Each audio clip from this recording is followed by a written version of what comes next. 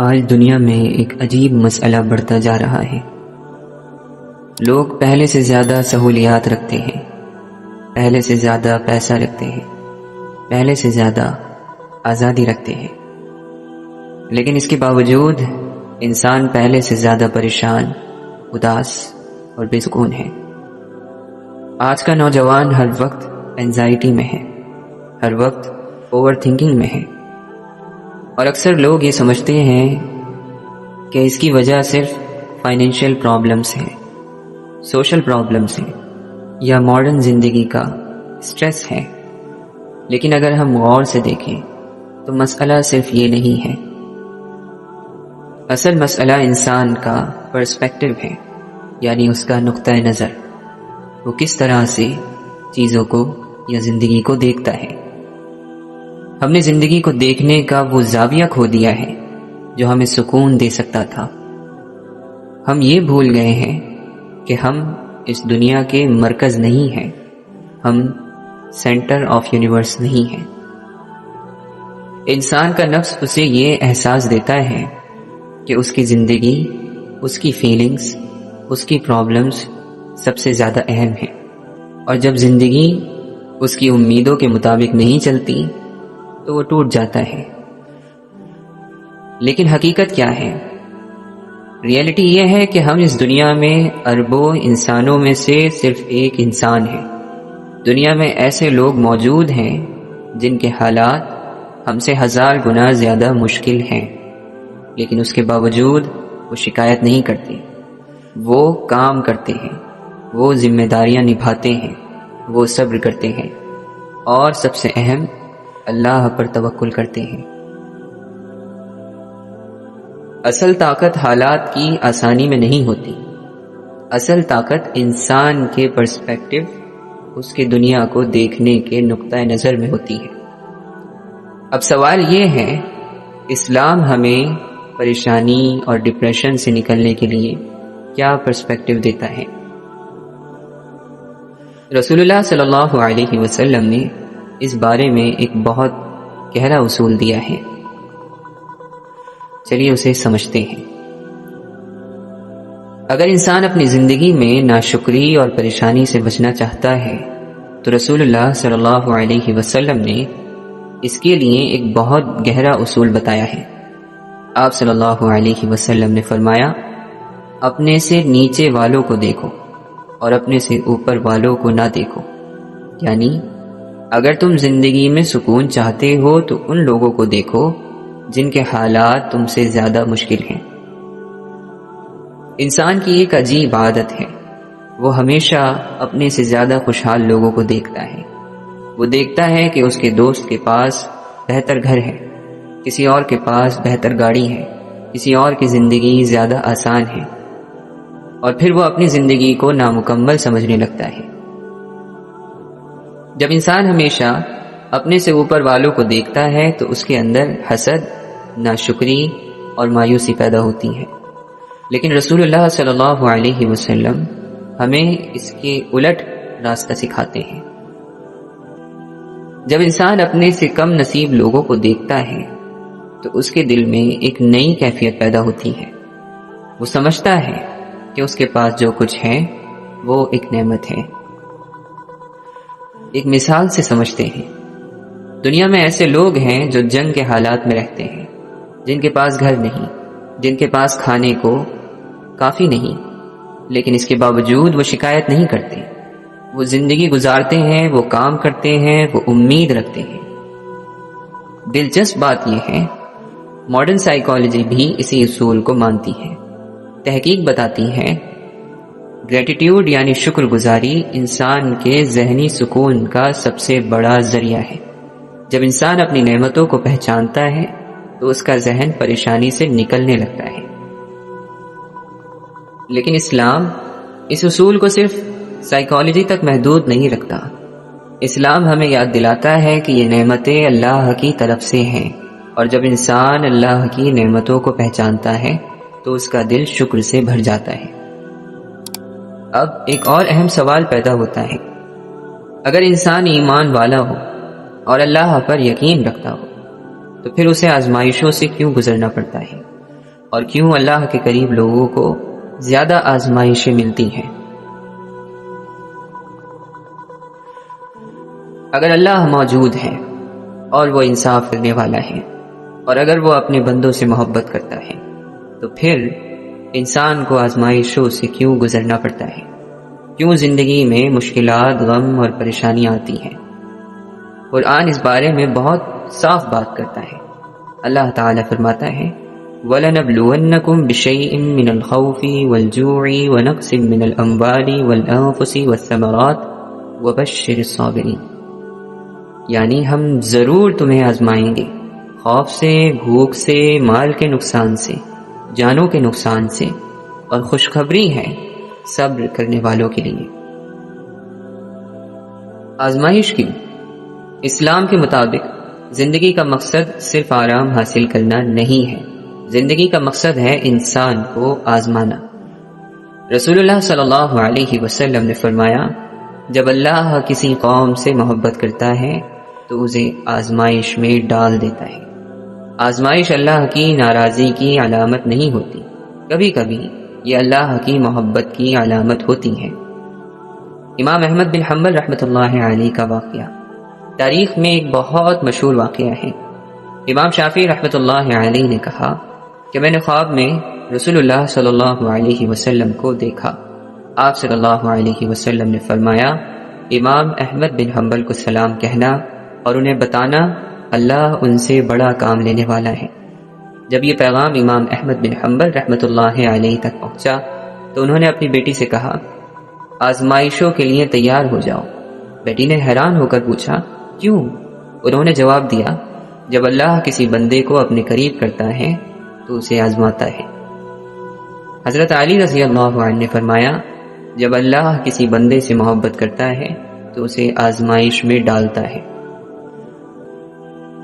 بعض صوفیہ یہاں تک کہتے تھے کہ اگر 1 سال گزر جائے اور انسان کو کوئی آزمائش نہ آئے تو اسے فکر کرنی چاہیے کہ کیا اللہ اس سے راضی ہے۔ یہاں ایک بہت اہم بات سمجھنا ضروری ہے۔ آزمائش کا مطلب یہ نہیں ہے کہ اللہ انسان کو تکلیف دینا چاہتا ہے۔ آزمائش کا مطلب یہ ہے کہ اللہ انسان کے ایمان کو مضبوط کرنا چاہتا ہے۔ اب ایک اور اہم حقیقت سامنے آتی ہے، اگر انسان واقعی اچھا انسان بننے کی کوشش کرے تو اسے زندگی میں اور بھی زیادہ مشکلات کیوں پیش آتی ہیں؟ کیوں اچھے لوگ اکثر دنیا میں مشکل زندگی گزارتے ہیں؟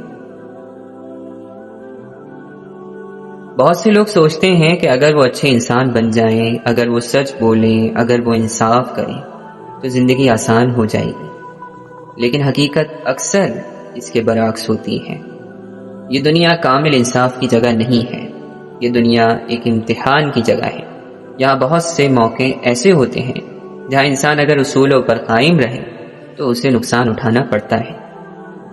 دنیا میں ایسے لوگ بھی ہوتے ہیں جو ہر موقع سے فائدہ اٹھاتے ہیں، وہ سچ اور جھوٹ کی پرواہ نہیں کرتے، وہ صرف اپنے فائدے کو دیکھتے ہیں، اور کبھی کبھی ایسے لوگ دنیا میں زیادہ کامیاب نظر آتے ہیں۔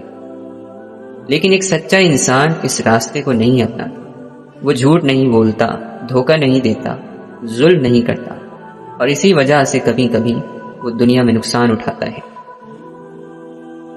قرآن اس حقیقت کو بہت صاف انداز میں بیان کرتا ہے۔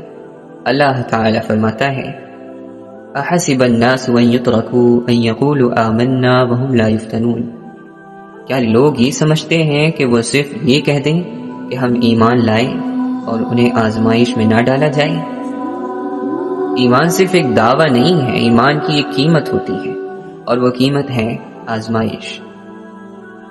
اگر ہم تاریخ کو دیکھیں تو ہمیں معلوم ہوتا ہے کہ انبیاء، صحابہ اور نیک لوگ سب سے زیادہ آزمائشوں سے گزرے ہیں۔ رسول اللہ صلی اللہ علیہ وسلم کی زندگی کو دیکھیں، آپ صلی اللہ علیہ وسلم نے طائف کی تکلیف دیکھی، مکہ کی مخالفت دیکھی، جنگوں کی سختیاں دیکھی، لیکن اس کے باوجود آپ صلی اللہ علیہ وسلم نے کبھی شکایت نہیں کی۔ اسلام ہمیں سکھاتا ہے کہ اصل کامیابی دنیا کی آسانی میں نہیں ہے، اصل کامیابی یہ ہے کہ انسان مشکلات کے باوجود صحیح راستے پر قائم رہے۔ اب یہاں ایک اور بہت اہم سوال پیدا ہوتا ہے، اگر انسان کو آزمائشیں ملتی ہیں اور دنیا آسان نہیں ہے تو پھر انسان کو سکون کہاں سے ملتا ہے؟ وہ طاقت کہاں سے آتی ہے جو انسان کو مشکلات کے باوجود مضبوط رکھتی ہے؟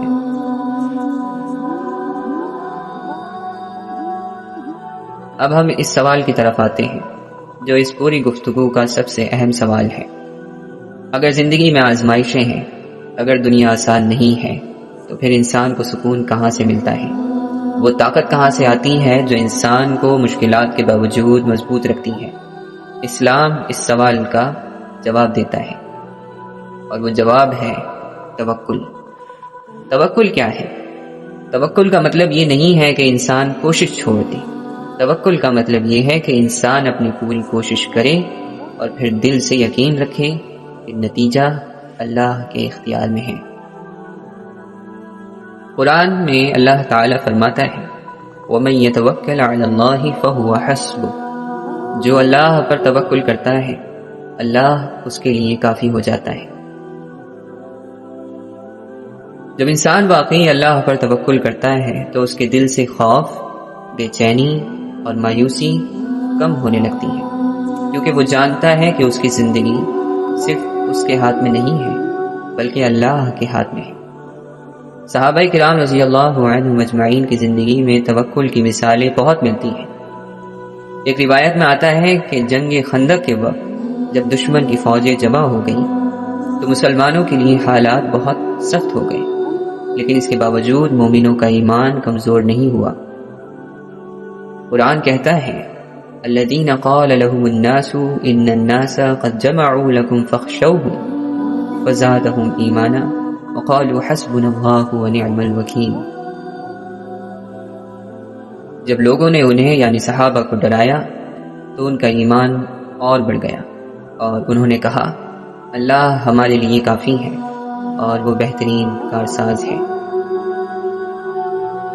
جب انسان کے دل میں یہ یقین پیدا ہو جائے کہ اللہ اس کے ساتھ ہے تو پھر وہ ہر مشکل میں بھی امید رکھتا ہے۔ آج ہماری سب سے بڑی مشکل یہ نہیں ہے کہ ہمیں مشکلات کا سامنا ہے، مشکل یہ ہے کہ ہمارا یقین کمزور ہو گیا ہے۔ اگر انسان واقعی آخرت پر یقین رکھتا تو کیا وہ اس طرح پریشان ہو سکتا ہے جیسے آج کا انسان پریشان ہے؟ اگر ہم غور کریں تو ہمیں ایک عجیب حقیقت نظر آتی ہے۔ انسان کی زیادہ تر پریشانیوں کی وجہ یہ نہیں ہوتی کہ اس کی زندگی میں مسائل ہیں، بلکہ اصل وجہ یہ ہوتی ہے کہ وہ اپنی زندگی کو صرف اس دنیا تک محدود سمجھتا ہے۔ جب انسان یہ سمجھنے لگتا ہے کہ یہی دنیا اس کی پوری زندگی ہے تو پھر ہر نقصان اس کے لیے بہت بڑا بن جاتا ہے۔ اگر اسے دولت نہ ملے، اسے کامیابی نہ ملے یا اسے مشکلات ملے تو وہ سمجھتا ہے کہ اس کی زندگی ناکام ہو گئی۔ لیکن ایمان کیا سکھاتا ہے؟ اسلام انسان کو ایک مختلف اور بہت وسیع نقطہ نظر دیتا ہے۔